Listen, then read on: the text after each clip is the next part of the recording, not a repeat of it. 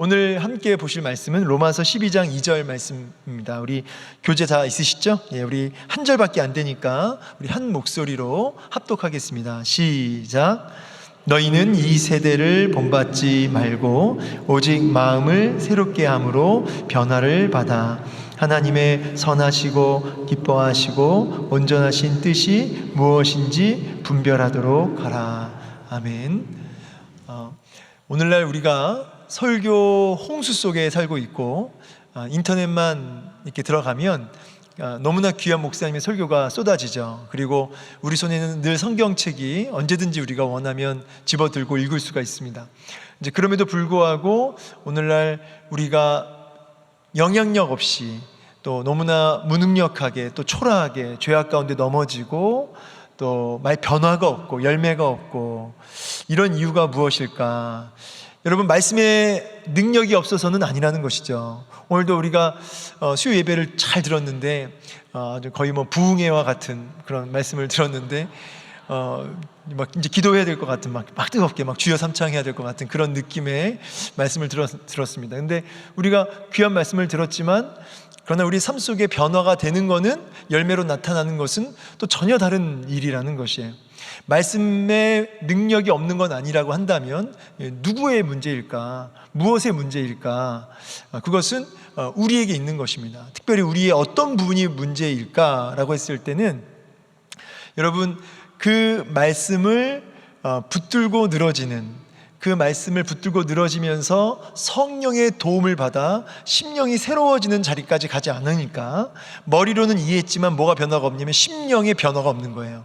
심령의 변화가 있어야 열매로 나타납니다. 지정의잖아요. 들었으면, 머리로 알았으면 끄덕이는 것에서 멈추는 것이 아니라 심령의 변화를 받을 때의 의지, 열매로, 행동으로, 변화로 나타나는 것이죠. 그러니까 심령의 변화라고 하는 게 굉장히 중요한 키가 됩니다. 그러면 심령이 변화되려면 결국 들은 말씀을 내 심령까지 그 말씀이 닿을 수 있도록, 내 심정까지 그 말씀이 닿을 수 있도록 그 말씀을 가지고 붙들고 늘어지며 기도하는 부분이 필요하다는 것이죠. 그래서 여러분, 당장 주일날 우리 담임 목사님께서 주셨던 말씀, 능력의 말씀, 귀한 말씀, 그걸 10년까지 내려놓으신 분은, 10년까지 그 말씀을 닿게 하신 분은 그 말씀이 이제 기억나시고 생각나시고 깨달아져야 된다는 건데, 주일날 말씀 제목이 뭐였죠? 뭐 복음 뭐 이렇게 시작하는데, 복음 제사장의 직분, 다 아시는데 일부러 이제 우리가 또 큰 소리 치면 또 안 되니까 조용히 겸손하게 로마서 15장 말씀을 가지고 하셨는데, 그때 담임 목사님이 로마서의 전체 어떤 핵심 키가 되는 구절을 밑줄치기 하셨어요. 혹시 아십니까? 로마서 전체의 핵심 키가 되는 구절, 이제 로마서 1장, 그렇죠? 우리 1장 16절 17절인데 제가 마치 처음 설교한 듯한 느낌이 이렇게 좀 들기도 하고 자, 16, 17 우리 함께 합독해 보겠습니다. 로마서 1장 16, 17. 자, 다 찾으십시오. 이거 성경책 여기 밑줄이 안 거 있으면 밑줄도 막 그라고 하셨었는데, 담임 목사님이 중요한 포인트만 이렇게 얘기하셨지만, 자, 합독합니다. 시작. 내가 복음을 부끄러워하지 아니하노니 이 복음은 모든 믿는 자에게 구원을 주시는 하나님의 능력이 됨이라. 먼저는 유대인에게요 그리고 헬라인에게로다. 복음에는 하나님의 의가 나타나서 믿음으로 믿음에 이르게 하나니 기록된 바 오직 의인은 믿음으로 말미암아 살리라 함과 같으니라. 아멘. 이 말씀이 로마서 전체를 끌고 가는 핵심 구절이 되겠습니다. 그래서 오늘 로마서 12장 이 부분도 이 말씀 안에서 같이 이제 보게 되는 것인데, 복음은 능력이래요. 무슨 능력이냐면 구원을 주시는 능력이라고 합니다. 근데 그 구원을 주시는 하나님의 능력이 구체적으로 어디로 연결되냐면 의로 나타나요. 이 복음에는 하나님의 의가 나타난대요. 이 의라고 하는 것은 뭘까요? 우리의 노력과 어떤 막 순종함을 통해 얻어지는 어떤 그 의로움이 아니라, 우리로부터 나오는 획득되어지는, 우리가 노력해서 얻어내는 의가 아니라 하나님께서 주신 의예요. 더 정확히 얘기하자면 예수 그리스도께서 십자가에 못 박혀 죽으시고 부활하신, 그래서 얻어진 그 의를 우리에게 입혀주신 거죠. 그래서 복음은 하나님의 의가 나타났는데, 그 의라고 하는 것은 우리로 말미암아 나오는 의가 아니라 예수 그리스도께서 하신 그 십자가와 부활의 그 일을 통해서 나타난 의예요. 그 의가 나타났나니, 이 말은 임했다 이 말입니다. 임했다는 뜻이에요. 우리에게 임했으니.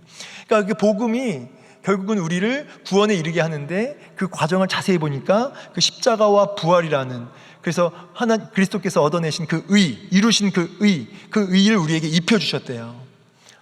뭐 다른 말로는 의가 전가되었다 이렇게도 얘기하고, 그 의를 우리가 받았으니, 그 의를 우리가 입었으니, 이게 바로 복음의 능력이라는 것이죠.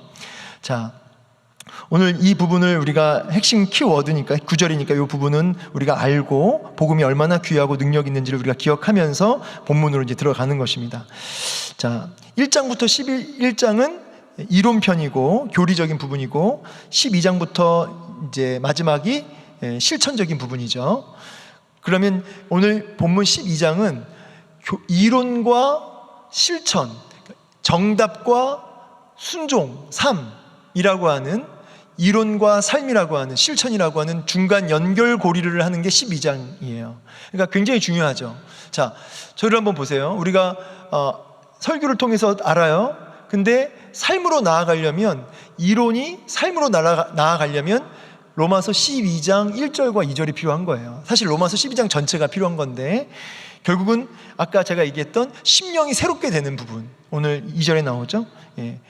심령이 새롭게 돼야 된다. 변화를 받아 마음이 새로워지는 것이죠. 마음이 오직 마음을 새롭게 함으로 변화를 받아. 이 부분이 이제 핵심 키가 되겠습니다. 자, 이제 이런 이제 전체적인 부분은 여러분 공부 차원에서 제가 말씀을 드렸고, 바로 1번 보겠습니다. 오늘 교재 1번 한번 질문 다 같이 읽어볼까요? 시작. 믿음으로 의롭다 하심을 받은 그리스도인이 해야 할 첫 번째 노력은 무엇입니까? 우리 2절을 같이 읽었는데, 아까 읽었으니까 또 읽지 않겠습니다. 자, 먼저는 우리가 첫 번째 노력은 뭐냐? 우리 답을 다 같이 읽어봅시다. 시작. 이 세대를 본받지 말아야 합니다. 여러분, 이 세대를 본받지 말아야 된다 이렇게 나왔어요. 여러분, 이 세대를 본받지 않는다. 그럼 뭘 받아야 되냐면, 이 세대를 받으면 안 되고, 뭘 받아야 되냐면 성령을 받아야 되는 거예요. 예수를 받아야 되는 거예요. 그래서 예수 그리스도를 받아야지 되는데, 자꾸 우리는 뭡니까? 이 세대를 받으려 든다는 거죠. 우리가 알아도 자꾸 안 되는 이유, 우리가 말씀을 들어도 순종으로 나아가지 못하는 이유, 자꾸 이 세대를 받는 거예요. 여기서 이제 오늘 뭐 교재 풀이에도 나와 있지만, 결국은 이 시대를 받는다라는 얘기는 동화된다 이런 뜻이라고 합니다. 동화된다, 이 세대에 동화된다, 휩쓸린다. 그러니까 끊임없이 말씀에 동화돼야 되고, 성령에 동화돼야 되고, 성령에 휩쓸려 가야 되는데, 인도를 받아야 되는데, 자꾸 이 세상 가치 기준, 세상의 풍조, 세상의 어떤 유혹들, 이런 것들에 우리가 자꾸 동화되어지고 휩쓸려지고 거기에 영향을 받는다는 것이죠. 뭐 구체적으로는 미디어나 여러 가지 뭐 중독들, 뭐 이런 것들로 인해서 우리가 거기에 자꾸 휩쓸려 간다는 거죠. 세속적 가치들에. 여러분, 교회 안에도 이런 이 세대를 자꾸 본받으려 드는 이런 요소들이 우리 안에, 또 교회 안에 있을 수 있다는 것이죠. 뭐가 있을까요? 여러분, 교회 안에도 얼마든지 그런 부분이 있을 수 있습니다. 여러분, 교회 안에서는 일리 있는 말도 나쁜 건 아니지만, 사실은 교회 안에는 진리가 기준이에요. 진리. 근데 자꾸 세상에서 말하는 일리 있는 말들을 어떤 인본주의적인 어떤 기준과 가치 기준을 가지고 자꾸 교회 안에서 그걸 가지고 얘기하는 경우들도 있어요. 뭐 구체적으로 예를 들지는 않겠습니다. 근데 그런 부분들이 교회 안에도 많다. 그래서 자꾸 세상을 받으려고 한다. 세상을 받으려고 하고 세상에 동화되어 가려고 한다. 그러지 말아라. 그 얘기를 하고 있는 것이죠. 너희가 정말 변화를 받으려면, 너희가 정말 순종으로 나아가려면 이 세대를 받으면 안 되고 말씀을 받아야 되고 성령을 받아야 된다. 그렇게 얘기를 하는 것이죠. 그 다음에 이세들 본받지 말고 마음으로 새롭게 함으로 변화를 받아. 그 다음에 이렇게 얘기합니다. 이제 그 부분은 2번이에요. 2번 질문 제가 읽어드릴게요. 믿음으로 의롭다 하심을 받은 그리스도인이 해야 할 두 번째 노력은 무엇인가? 우리 답을 한번 다 같이 읽어보겠습니다. 시작. 변화를 받아야 합니다. 예, 여기 변화를 받는다라는 것은 이게 현재형이고 수동태예요. 그러니까 변화되라 이렇게 얘기 안 하고 변화를 받아 이렇게 얘기했단 말이에요. 자, 그건 이게 무슨 말이냐면 수동태. 그러니까 우리의 능력으로 변화되는 게 아니라 변화를 시켜주시는 거죠. 근데 이게 현재형이라는 거예요. 이 말은 과거의 변화를 받은 것 갖고는 안 된다는 거예요. 여러분, 과거에 능력 받고 은혜 받고 변화되었던 거, 변화를 받았던 거, 그거 추억하면 안 된다는 것이죠. 미래형도 아니에요. 언젠간 내가 변화를 받을 거야. 그것도 안 된다는 거죠. 지금 현재 우리가 변화를 받아야 된다는 것이에요. 성령으로 우리가 날마다 변화를 받아야 된다. 그래서 변화를 우리의 자력이 아니라 하나님께서 주시는 은혜를 통해서 변화를 받아야 되는 부분을 이야기하고 있습니다.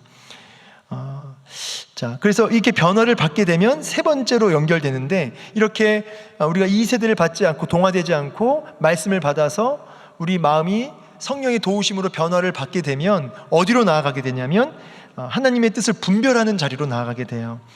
자, 우리 3번 질문 제가 읽어드릴게요. 믿음으로 의롭다 하심을 받은 그리스도인이 해야 할 세 번째 노력은 무엇입니까? 우리 답 읽어볼까요? 하나님의 뜻을 분별해야 합니다.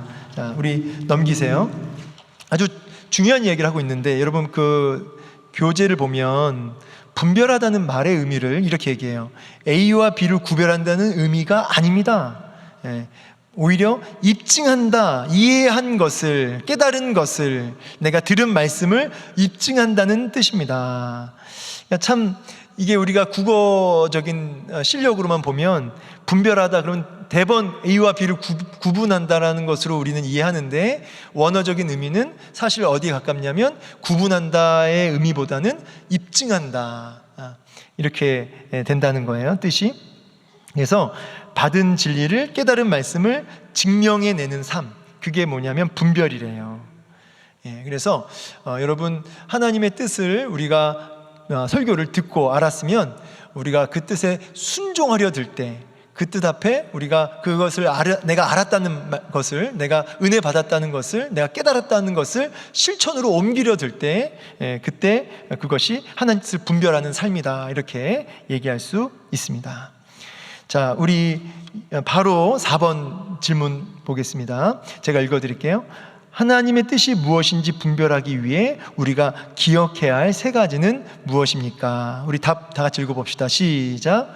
하나님의 선하심, 기뻐하심, 온전하심. 자, 우리가 하나님의 뜻을 분별하면서 순종하는, 증명하는, 입증하는 삶을 살 때 구체적으로 우리가 어떤 기준을 가지고 그것을 입증하려 들어야 하냐면 세 가지: 선하심, 기뻐하심, 온전하심.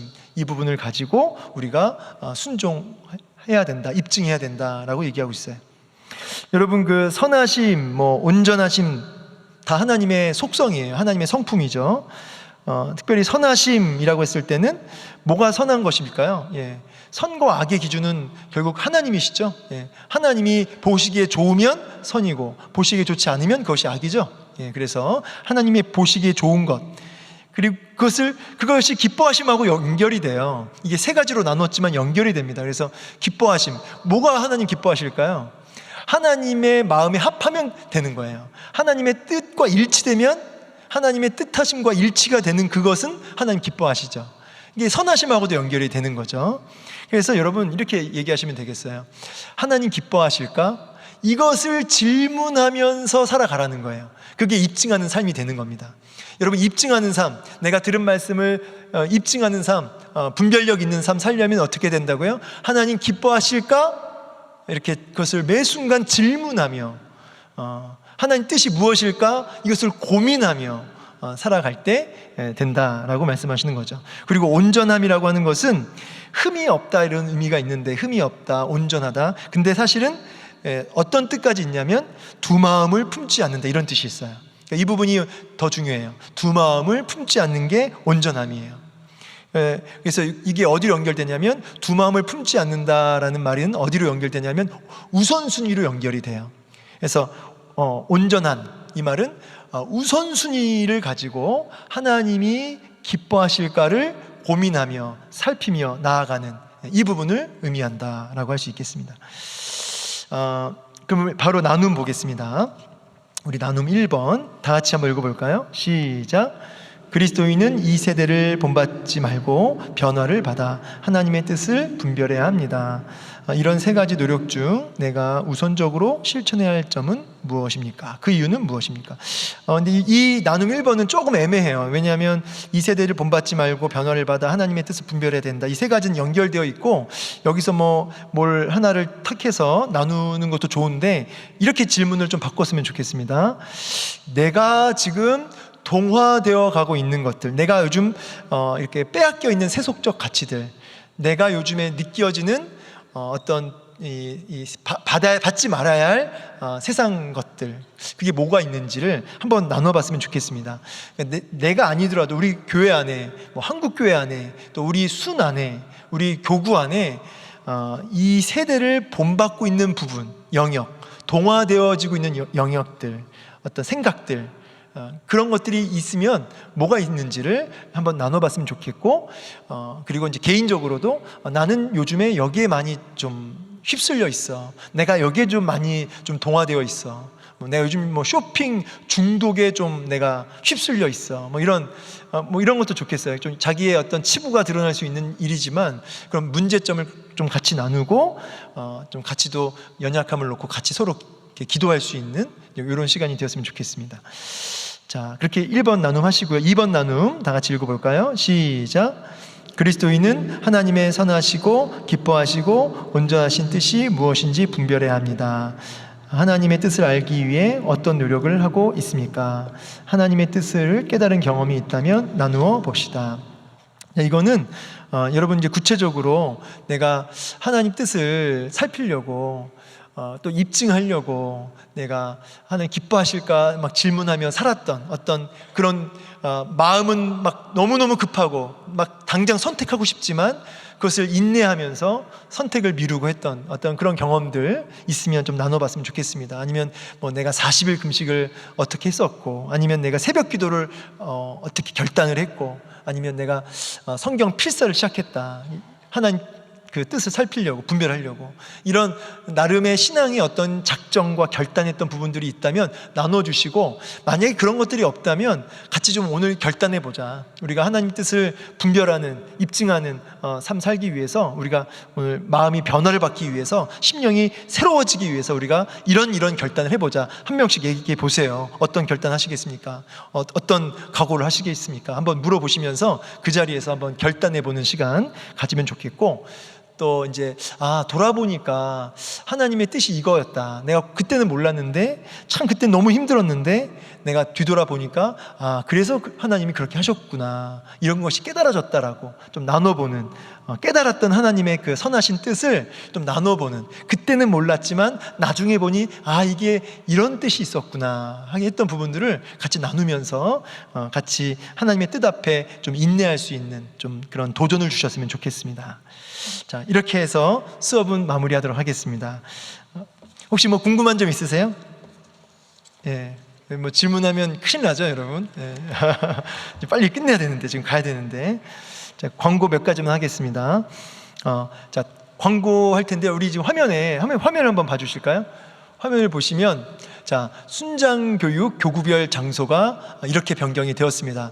다음 주는 예배 끝나고, 여러분 끝나자마자 이상으로 수요일 일부 예배를 마치겠습니다. 그러면 얼른 식사하시면 됩니다. 예, 안 남으셔도 돼요.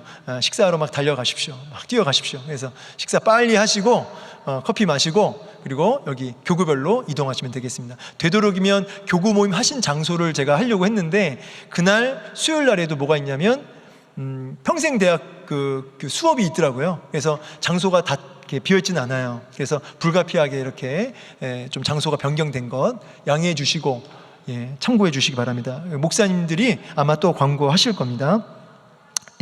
잘 참고하시고요.